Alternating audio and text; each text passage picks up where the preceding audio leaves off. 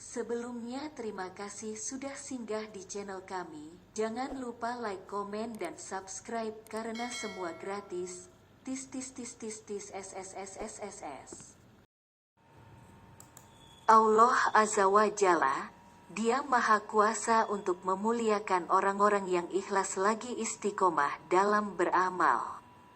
Maka, ada orang yang berusaha menutupi amal-amalnya dari pandangan manusia. Akan tetapi Allah justru menampakkannya di hadapan manusia, pada saat yang paling tepat, demi untuk meninggikan derajatnya. 4. Meninggal dalam keadaan kafan wangi. Gadis asal Arab Saudi bernama Hasna ini dulunya terkenal nakal dan susah diatur. Pamannya yang taat agama kemudian mengajarinya hingga akhirnya ia berhasil menghafal Al-Quran hanya dalam 3 bulan. Ia meninggal di kamar dengan masih memakai mukenah. Saat dikafani, kain kafan yang dipakainya mengeluarkan bau wangi. Berikut kisah selengkapnya, meninggal dalam keadaan kafan wangi. Ini adalah sebuah kisah nyata yang terjadi di pelosok Saudi Arabia. Seorang gadis berparas cantik nan menawan dahulunya tak pernah sedikit pun melaksanakan salat dan menyentuh Al-Quran. Namun, setelah melihat temannya melakukan perbuatan haram, ia pun memutuskan untuk bertaubat dan berusaha menghidupkan Al-Quran lewat dengan menjadi seorang hafizah atau penghafal Al-Quran. Gadis tersebut bernama Hasna, lahir dari sepasang suami istri yang kaya raya. Meski memiliki harta yang berkecukupan, namun tak pernah ia rasakan kasih sayang dan pendidikan agama dari keluarganya. Ia lahir dari keluarga yang terlalu sibuk mengurus pekerjaannya hingga melalaikan kehidupan keluarga. Ibunya jarang ada di rumah karena sering bepergian keluar kota baik untuk bisnis maupun aktivitas lainnya.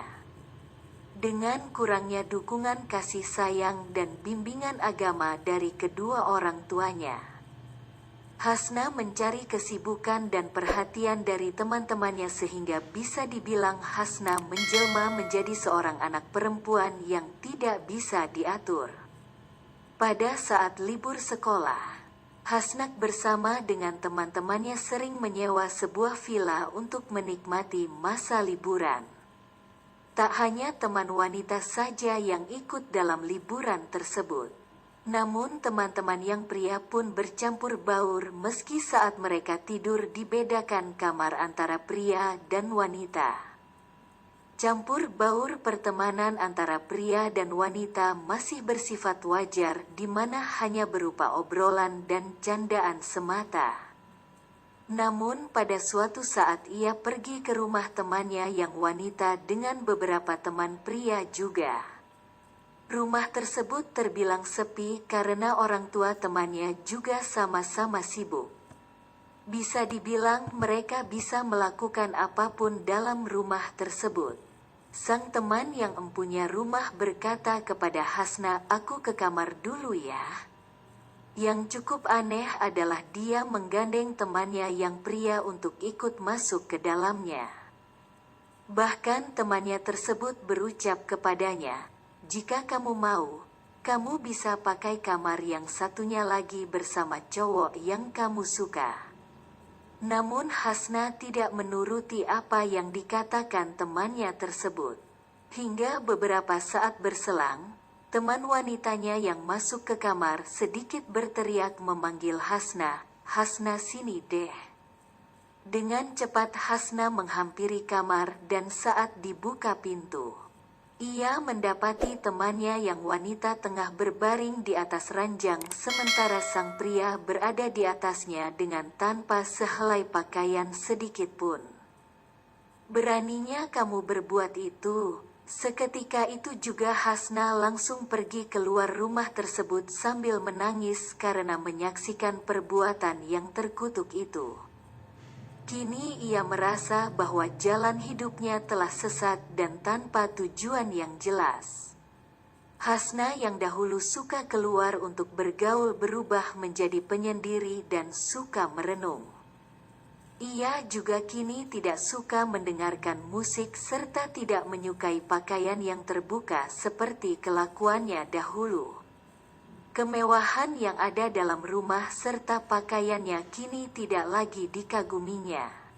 Di saat azan berkumandang, hati kecilnya merasa terpanggil untuk melakukan salat.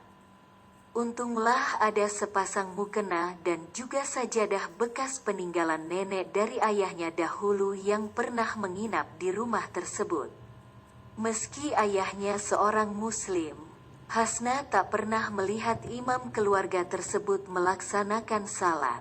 Saat tubuhnya mulai merunduk dan tersungkur sujud, Hasna merasakan sebuah penyesalan yang mendalam dengan disertai kucuran air mata yang tiada henti. Hampir 1 jam ia menangis terseduh hingga membasahi mukena dan sajadah yang digunakannya. Dalam kehusyukan doa, ia merasakan sebuah ketenangan batin yang tak pernah dialaminya sejak dahulu. Setelah melakukan salat, ia kemudian teringat akan pamannya yang merupakan seorang yang taat beragama. Ia pun memutuskan pergi ke rumah pamannya tersebut untuk belajar ilmu agama. Sang paman pun dengan penuh kasih sayang mengajarkan keponakannya untuk bisa melakukan wudhu dan salat yang benar. Hari demi hari, Hasna mulai bisa menguasai ilmu yang telah diberikan sang paman. Melihat Al-Quran merupakan sebuah pedoman hidup umat muslim yang berharga, Hasna memutuskan untuk menghafal Quran dan bertanya kepada pamannya. "Berapa lama sih paman untuk bisa menghafal Al-Quran?" Tanya Hasna. "Insya Allah sekitar 5 tahun sudah bisa hafal," seru sang paman dalam hati. Hasna berkata, "Ya Allah, mungkin saja sebelum 5 tahun tersebut saya sudah meninggal." Namun tekad Hasna tetap diteruskan meski belum tahu apakah 5 tahun tersebut bisa dicapainya. Saat hari libur, Hasna tetap menemui pamannya untuk belajar menghafal Al-Quran. Sang ayah yang memang libur merasa heran kemana anaknya pergi pagi-pagi dan betapa terkejutnya ia melihat Hasna berada di rumah adiknya yang alim tengah berusaha menghafal Al-Quran. Sang ayah yang memang jauh dari agama segera menyuruh Hasna untuk pulang. Namun Hasna justru tidak ingin pulang ke rumah yang jauh dari aura agama. Alhasil Hasna memutuskan untuk tinggal di rumah kakeknya. Impian untuk bisa menghafal 30 juz Al-Quran akhirnya bisa dilakukan oleh Hasna dengan cukup mengejutkan. Hasna tidak perlu butuh waktu 5 tahun untuk bisa menghafalnya karena dengan hanya waktu 3 bulan saja Hasna menjelma menjadi seorang hafizah berkat semangatnya untuk berada di jalan Allah. Dengan keberhasilan yang dicapainya, sang kakek dan keluarga yang lain ingin mengadakan syukuran dengan mengundang beberapa kerabat dekat. Namun Hasna justru tidak terlihat dari kumpulan keluarga tersebut. Salah seorang kerabat menuturkan bahwa ia melihat Hasna tengah salat di kamarnya dan belum keluar. Dengan perasaan tidak karuan cukup lama, kerabat dan keluarganya kemudian berinisiatif untuk masuk ke kamar Hasna. Setelah sempat mengetuk pintu beberapa kali, sang kakek kemudian membuka pintu tersebut dan alangkah terkejutnya pihak keluarga karena mendapati Hasna yang terbaring tak bernyawa sembari memegang Al-Quran. Ayahnya yang ikut hadir dalam syukuran tersebut langsung histeris disertai tangisan yang mendalam. Meski merupakan sebuah peristiwa yang cukup mengagetkan, namun pihak keluarga beserta kerabat berusaha menerima kenyataan tersebut. Tubuh Hasna kemudian dimandikan dan saat hendak dikafani dengan kain kafan yang baru dibeli, Mendadak kain tersebut hilang entah kemana. Karena tidak mendapatkan kain lagi dan yang ada hanya sebuah kain hijau di tiang sudut rumah. Pihak keluarga pun menutupi jenazah Hasna dengan kain tersebut. Namun yang cukup membuat kerabat dan keluarga terheran-heran adalah bau wangi yang terus tercium dari kain pembungkus jenazah. Subhanallah. Semoga kita semua senantiasa mendapat keridaan Allah hingga akhir hayat dan dianugerahi akhir yang husnul khotimah. Amin.